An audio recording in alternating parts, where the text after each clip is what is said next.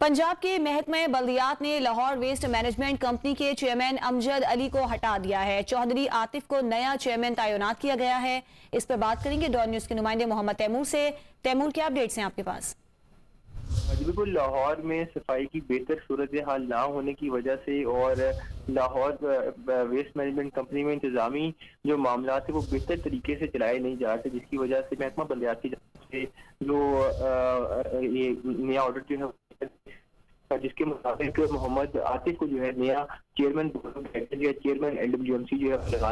इससे कबल जो अमजद अली जो थे वो चेयरमैन बोर्ड ऑफ डायरेक्टर्स थे और chairman Lahore waste management company से अब उनको हटा दिया गया। महकमा बल्दियात की जानिब से जो नोटिफिकेशन है इस हवाले से वो भी जारी किया गया। तमाम बोर्ड ऑफ डायरेक्टर्स की जानिब से मुतफ़िका तौर पर मोहम्मद जो आतिफ है उनको जो है वो nominate chairman board of directors Lahore waste management company का। जी, बहुत शुक्रिया मोहम्मद तैमूर।